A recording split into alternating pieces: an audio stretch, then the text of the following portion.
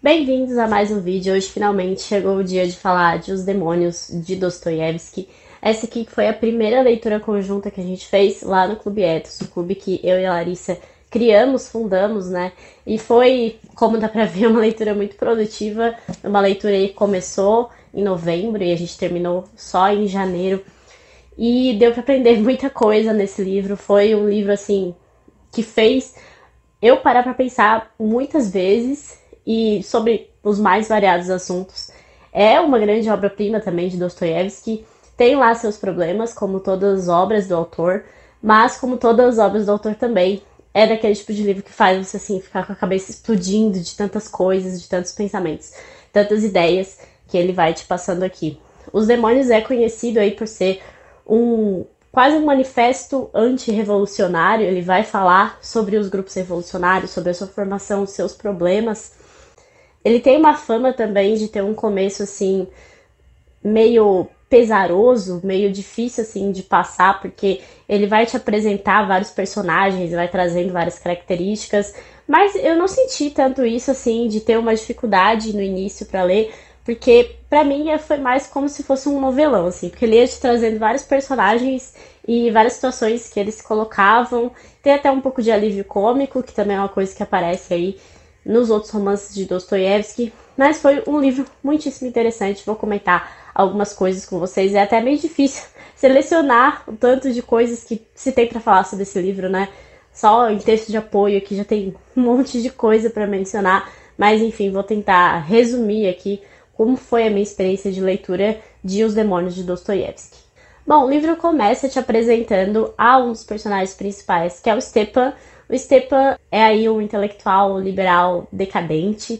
Ele representa muito bem a geração aí de 1840 na Rússia, que é aquela geração que aprendeu sobre o liberalismo francês, que coloca aí francês no meio das frases o tempo inteiro, que se acha assim super intelectual, que quer mudar todas as coisas da Rússia, mas ao mesmo tempo não sabe como. Então ele é esse liberal decadente que aparece logo aqui no começo. E ele é sustentado por uma ex-esposa de um general. Esse general faleceu aí na guerra e ele é então financiado por ela, mora com ela inclusive, foi preceptor aí do seu filho e também de outras pessoas, de outras crianças que moravam na casa dessa mulher rica, que é a Varvara. Eles moram todos numa cidade minúscula aí da Rússia, não é uma cidade principal, não é São Petersburgo, não é Moscou, em que se passa aqui essa história.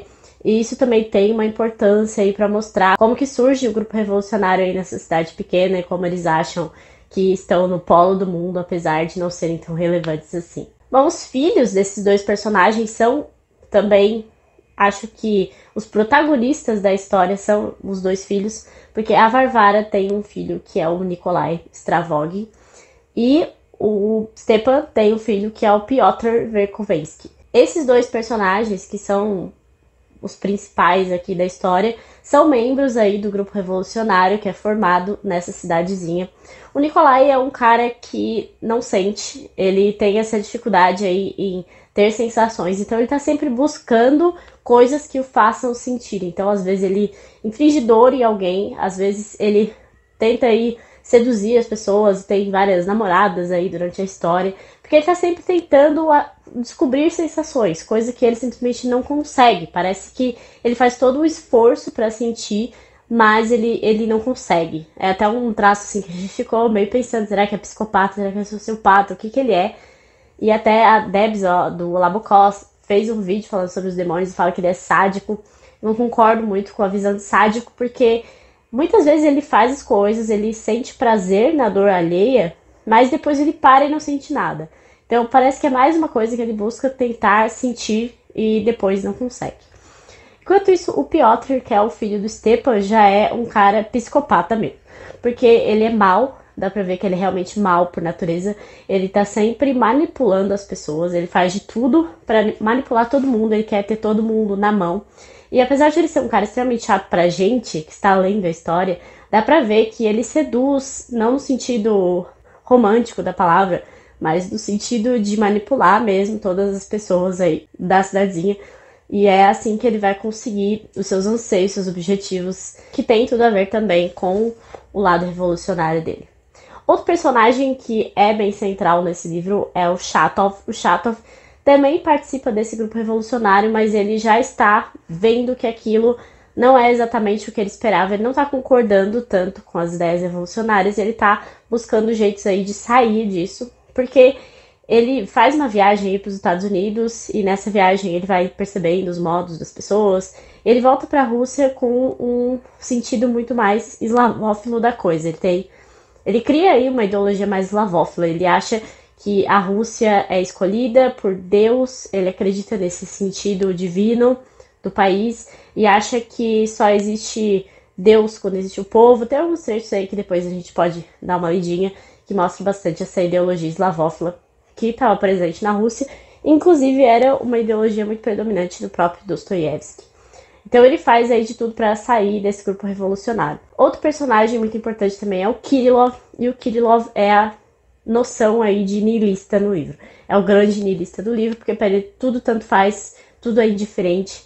E ele tem um ideal aqui de que quando o ser humano conseguir afastar o medo da morte, conseguir dominar a morte, é que o ser humano se torna um super-homem, um deus.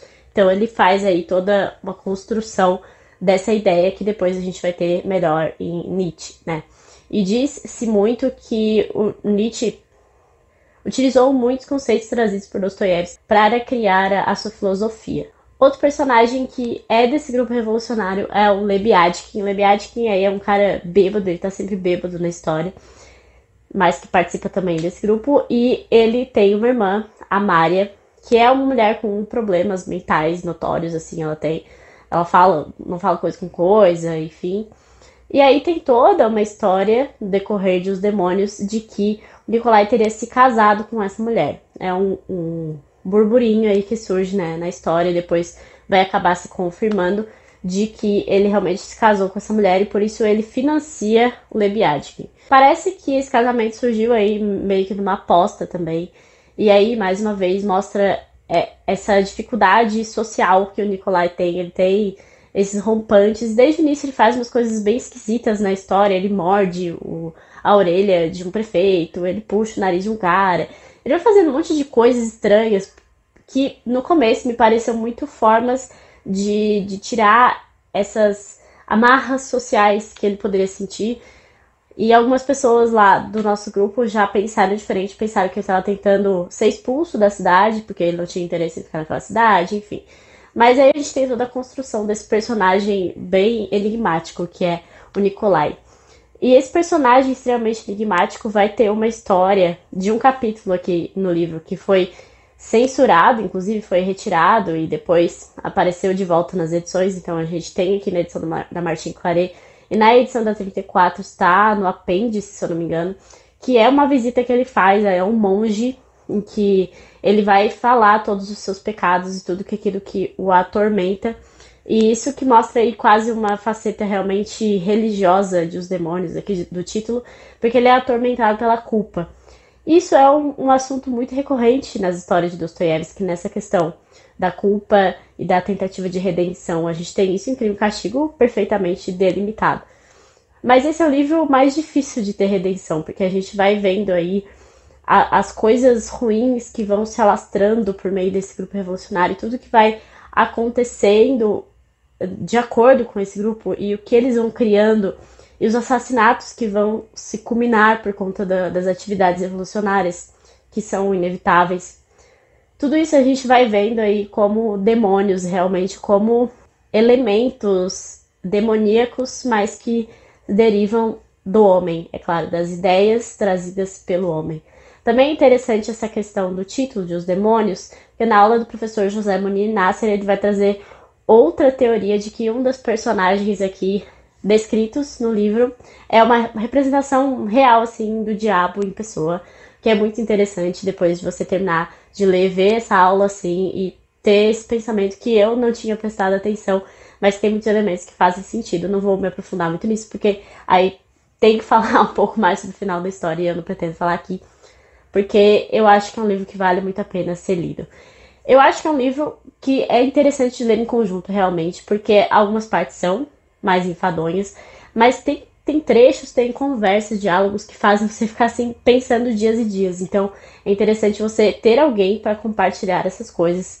E isso fez total diferença na minha leitura, por ter feito aí num clube e ter compartilhado essas coisas, porque são diálogos realmente assim impressionantes.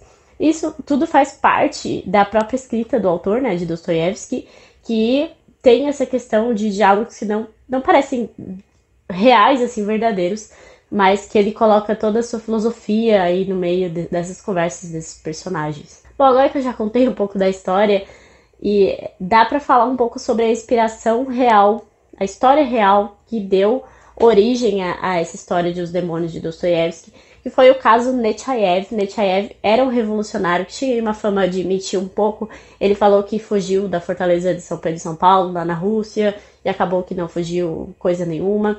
Ele criou um grupo revolucionário lá na Rússia, e o que aconteceu foi que existiam rumores, aí ele até teria criado esses rumores, de que um dos membros poderia delatar, porque esse membro decidiu sair do grupo. Ele queria sair, não queria mais participar, e aí ele criou toda essa ideia de que seria muito perigoso para o grupo. Então essa pessoa devia ser sacrificada. Simplesmente assim.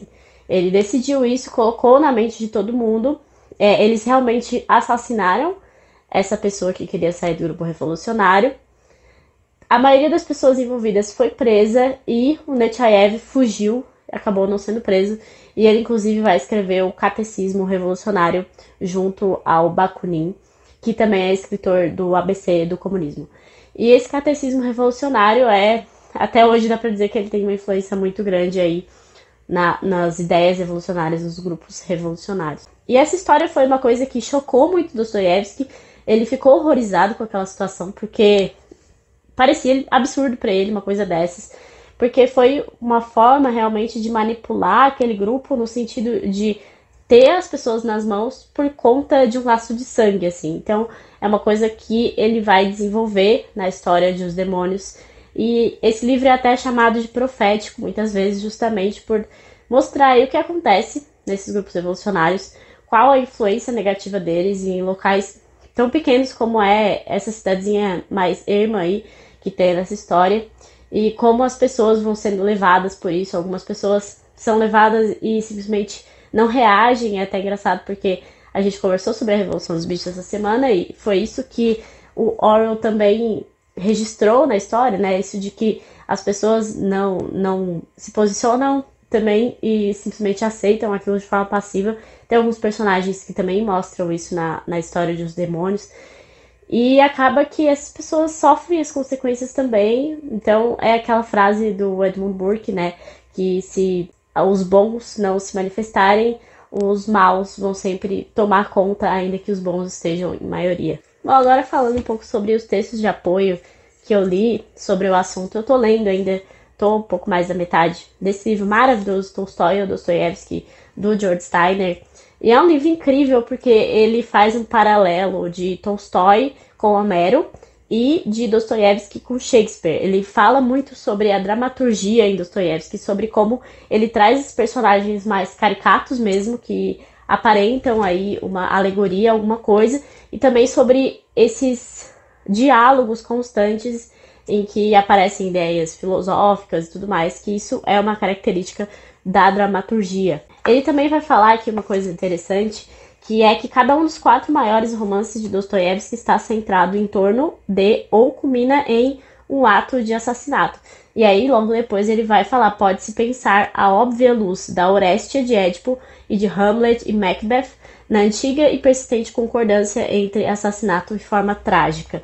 Então tem muito disso em Dostoiévski, isso de centrar a história num assassinato e moldando os personagens ao redor disso. Como eu disse, eu ainda não terminei esse livro, mas já está sendo de grande valia e observar essas coisas que eu nunca tinha parado para pensar e que fazem todo sentido, assim, essa ideia de Tolstói escrever como se estivesse num épico, Dostoiévski como se estivesse no drama. A mesma coisa diz Nabokov nesse livro aqui, que é Lições de Literatura Russa, mas aqui a gente vê como Nabokov odeia Dostoiévski, né? Ele fala super mal.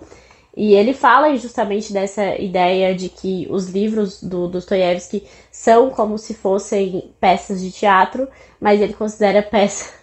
Ele fala que se é um romance mal escrito, e se é uma peça muito longa e muito caricata. Enfim, Nabokov odeia Dostoiévski. Mas é interessante ver. E até ele mesmo vai falar que tem trechos muitíssimo bem escritos aqui em Os Demônios. Então, se o cara que odeia Dostoiévski fala isso, é porque realmente existem trechos muito bem escritos em Os Demônios. E eu gostei bastante aí de alguns trechos que eu vou selecionar aqui pra contar pra vocês. Aqui na história da literatura ocidental, do Otto Maria Karpo, que eu sempre pego pra dar uma olhada depois que eu leio algum livro clássico, porque ele sempre vai ser citado aqui. Ele vai contar bastante sobre Dostoiévski em si, sobre como ele foi mal interpretado com esse livro. É até interessante porque tem muitas pessoas revolucionárias que acham esse livro maravilhoso, uma coisa que eu nunca vou entender, porque esse livro é literalmente um manifesto antirrevolucionário. Mas aqui o Karpo vai falar sobre isso. Ele menciona que houve até quem chamasse Aos Demônios o maior romance do movimento revolucionário. Ora, nem é preciso prestar atenção às declarações ideológicas de Chatov para reconhecer em Stravogin, Piotr Verkovensky e Kirillov caricaturas grotescas e grandiosas do socialismo, pelo menos daquele socialismo fuerista e bakunista que Dostoiévski só conhecia. Os Demônios é, por excelência, o romance da contra-revolução. A figura ideal em oposição a esses demônios é o idiota Mishkin, o Don Quixote do cristianismo. Esse aqui que é o protagonista do livro O Idiota, do Dostoiévski, né? Mas a Rússia dessas obras não é o inferno dos revolucionários, nem o céu dos santos. É o lugar em que todos os personagens infernais e celestes do pandemônio dostoiévskiano têm de viver juntos, uma grande família dividida por ódios fratricidas. A imagem e o simbolismo dessa convivência é a família dos irmãos Karamazov, a família do povo russo. É para Dostoiévski o povo eleito e o povo condenado ao mesmo tempo. Como salvar? A Igreja russa ignora o dogma da existência do purgatório, mas o misticismo eslavo admite estranho caminho da salvação, por meio do pecado. E isso explica as profundidades do imoralismo no cristianismo de Dostoiévski. Essa questão do cristianismo ortodoxo é uma coisa que me faz pensar muito, assim, porque eu acho que eu conheço muito pouco sobre a Igreja Ortodoxa, sobre as suas diferenças com a Igreja Católica, que é a minha igreja, mas é bem interessante ver toda essa construção. Também eu tenho um curso do Brasil Paralelo, chamado Filosofia e Linguagem, se eu não me engano é esse, do professor Marcos Boeira, que ele tem uma aula só sobre literatura e revolução.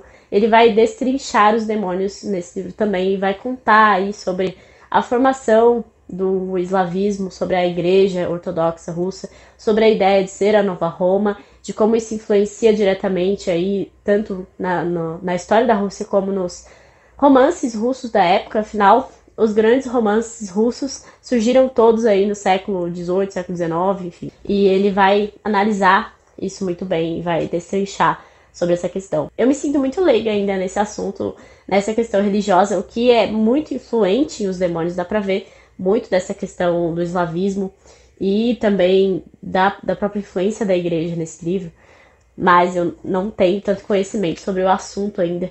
Inclusive, aqui atrás tem uma frase que é do Chatov e que tem tudo a ver com essa questão aí de a Rússia ser um povo escolhido e tudo mais. Ele fala que o único objetivo de todo movimento popular, sejam quais forem o povo e o período de sua existência, consiste em procurar por Deus e em acreditar nele como sendo o único Deus verdadeiro. Deus é a personalidade sintética de um povo inteiro, do início ao fim. O povo é o corpo de Deus. Isso tem muito a ver com essa ideia, né? Por fim, aqui tem a biografia de Dostoiévski, escrita pelo Joseph Frank. Eu tenho essa edição condensada, que foi o presente da Rê. É uma baita biografia, né? Imensa, que eu só pego pra consultar de vez em quando. E é a versão condensada, né? Tem 5 ou 6 volumes, se eu não me engano, da versão integral. E aqui vai falar também, acho que uns 2 ou 3 capítulos só sobre os demônios. Aqui tem uma página do caderno de anotações de Os Demônios aqui, do autor. E ele vai falar aqui também sobre essa questão da diferença de gerações, que também é abordada em Pais e Filhos, que inclusive é a atual leitura lá do meu clube. E a gente escolheu muito bem essa sequência, né? Porque, embora cronologicamente é como se a gente estivesse voltando um pouco, a gente sai aí dessa escrita caótica do Dostoiévski para uma escrita muito mais fluida, que é a de Turgenev. Turgenev, que também é retratado de uma forma bem zoada aqui em Os Demônios, porque ele vai pegar um autor aqui, um escritor também, vai fazer uma caricatura horrível do Turgenev. Teve uma treta entre os dois, mas enfim, Aqui o autor vai falar sobre essas duas grandes obras. Ele vai falar aqui que Os Demônios têm uma dimensão literário-cultural muitíssimo importante, que inclui sua relação tanto com o romance de Turgenev, como com o próprio Turgenev, caricaturado de forma maliciosa, mas irresistível na figura do Karmazinov, que é esse autor que eu comentei. Além disso, abrange também toda uma gama de outros fenômenos literários, morais, filosóficos e culturais, cuja riqueza só encontra paralelo no romance do século XIX, em Ilusões Perdidas de Balzac e em A Educação Sentimental, de Flaubert. O livro é quase uma enciclopédia condensada da cultura russa do período por ele coberto, filtrada através de uma fulminante perspectiva derrisória e muitas vezes grotescamente engraçada, e cria um notável mito dos principais conflitos dessa cultura, reconstruído sobre uma base sólida de personagens e acontecimentos históricos. Ele vai comentar aqui ainda sobre o Stepan ser essa representação aí do intelectual da geração de 40, que é uma coisa que a gente também tá vendo aí Pais e Filhos do Turgenev e tudo mais. Todo esse conflito de gerações, o livro do Turgenev é o primeiro a mencionar a palavra niilista, né? Então a gente tem aqui a figura do Kirillov como o grande niilista dessa história. E esse livro foi publicado depois, né, de Pais e Filhos. Ele foi publicado em 1872. Vou ler alguns trechos do livro para deixar vocês aí com mais vontade de ler, porque são diálogos e diálogos, como dá pra ver, meu livro tá todo marcado de milhares de post-its, porque tem muita coisa. Uma das conversas aqui sobre essa questão do suicídio do Kirillov, que é o personagem para mim mais intrigante do livro, ele fala que só teremos toda a liberdade quando vivermos ou não vivermos, dar na mesma. Esse é o máximo objetivo. O homem tem medo de morte porque gosta de vida, é assim que eu entendo, e foi assim que a natureza mandou. Essa é a pessoa respondendo a ele. E ele responde, isso é baixo, e nisso consiste o ludíbrio todo. A vida é dor, a vida é medo e o homem é infeliz. Mas haverá um homem novo, feliz e orgulhoso. Para quem der na mesma viver ou não viver, aquele será um homem novo. Quem vencer a dor e o medo, aquele será um Deus. E aquele outro Deus não existirá mais. Quer dizer que aquele outro Deus existe a seu ver? Não existe, mas existe. Não há dor na pedra, mas há dor no medo daquela pedra. Deus é a dor por medo de morte. Quem vencer a dor e o medo, aquele será um Deus. É uma viagem, né? É uma viagem bem niilista, assim. Mais um trecho de Kirillov, eu grifei várias conversas de Kirillov, né? E aqui ele falando com o Nikolai. Quando todos os homens alcançarem a felicidade, não haverá mais tempo, pois não se precisará mais dele. Uma ideia muito certa. Mas onde é que vão escondê-lo? Nem Uris. O tempo não é um objeto, mas uma ideia. Ele se apagará da mente. Tem muitos trechos aí psicológicos e filosóficos nesse livro, né? Isso é bem notório. Aqui também tem um momento que existe aí outro personagem, o Shigalyov, que ele vai criar toda uma teoria e ele traz essa teoria para o grupo revolucionário. E vejam se não parece com alguma teoria que vocês conhecem, né? Cada membro da sociedade naquele sistema dele fica de olho nos outros e tem a obrigação de delatá-los. Qualquer um pertence a todos e todos a qualquer um. Todos são escravos e são iguais em sua escravidão. Em casos extremos, a calúnia e assassinato, mas o principal é a igualdade. Antes de tudo, fica mais baixo o nível da instrução, das ciências e dos talentos. O nível alto das ciências e dos talentos é acessível apenas a quem tiver altas capacidades. Só que não precisamos aqui de altas capacidades. Quem tinha altas capacidades sempre se apossava do poder e se tornava déspota. Cícero tem a língua cortada, Copérnico fica com os olhos furados, Shakespeare é apedrejado. Eis o que é o shigaliovismo. Os escravos devem ser iguais. Sem despotismo não houve ainda nem liberdade nem igualdade. Porém, deve haver igualdade dentro de um rebanho. Essa parte é o Piotr explicando as suas ideias, a sua ideologia mesmo. Também é uma parte que lembra muito aí a União Soviética, que veio aí bem depois de Dostoiévski, né? Essa é a parte aí que traz um pouco de profecia para esse livro, que se fala muito sobre essa profecia. Tem um determinado momento da história que acontece um incêndio, e nesse trecho eu achei a descrição de Dostoiévski incrível, até a gente compartilhou sobre isso no meu Instagram, e depois no clube também a gente falou sobre. Ele fala aqui que um fogo grande sempre produz à noite uma impressão irritante e animadora, sendo os fogos de artifício embasados nisso. Porém, tais fogos são dispostos em linhas elegantes, corretas, e a impressão que suscitam, com sua total segurança, é leve e brejeira, igual a de quem toma uma taça de champanhe. Outra coisa é o incêndio de verdade, cujo horror vem provocando, junto com certa sensação de risco pessoal e aquela impressão animadora do fogo noturno, uma espécie de comoção cerebral no espectador. e como que desafiando os instintos destrutivos que se encerram, ai de nós, em toda e qualquer alma, inclusive na do mais dócil e afeiçoado, sua família servidor de nona classe. Essa sinistra sensação é quase sempre deleitosa. Depois que acaba esse incêndio, mais uma descrição bem legal aqui também, veio enfim uma alvorada sombria e lúgubre. O fogo enfraqueceu após a ventania, o tempo ficou de repente calmo e depois uma chuva miúda e vagarosa passou a cair como que peneirada. Eu acho que tem muitos trechos que você consegue imaginar muito bem em Dostoiévski, né? Não é simplesmente caos na sua mente. Tem também esses trechos muito bem escritos. E a gente sabe que Dostoiévski teve uma grande dificuldade na vida, porque ele passava por muitos problemas financeiros. E isso o impedia de escrever, assim, sem surtos, né? Ele escrevia muito em surtos. Isso também tem a ver com a própria doença dele. Ele passou por crises de epilepsia enormes e teve muita crise durante a escrita desse livro, então por isso às vezes fica meio afogada mesmo, coisa meio como se fosse despejada na história. Mas isso faz parte da escrita do autor e isso é muito interessante, porque é realmente como se ele chegasse ao fundo da mente, assim, da alma também. Tem também um determinado momento que vai nascer uma criança aqui na história, não vou trazer o contexto, porque senão perde a graça da leitura. E também tem um trecho muito bonito, eu acho que é o trecho mais bonito da história aqui de Os Demônios. Houve duas pessoas e de repente apareceu a terceira. Um novo espírito íntegro e rematado, que as mãos humanas não criam. Uma ideia nova e um amor novo. A gente fica até com medo. E não há nada de mais sublime no mundo. Tem essa questão também, né? Essas frases bonitas que Dostoiévski coloca nessa história e eu gosto muito, particularmente. Bom, é isso. Não quero me estender muito, eu acho que já me estendi muito. Mas não tem como, porque tem muita coisa pra falar nesse livro. Eu não falei nem metade do que poderia falar aqui.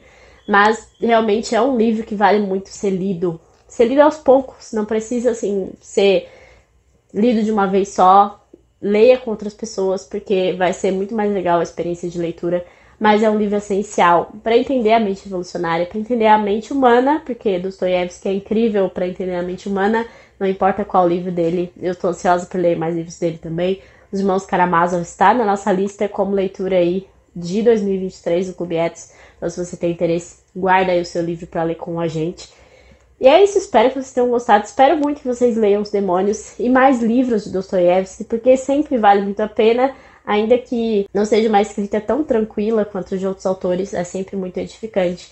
Se você gostou do vídeo, deixa aí sua curtida, seu comentário. Se inscreva no canal, isso é muito importante aqui para o meu crescimento. E até a próxima!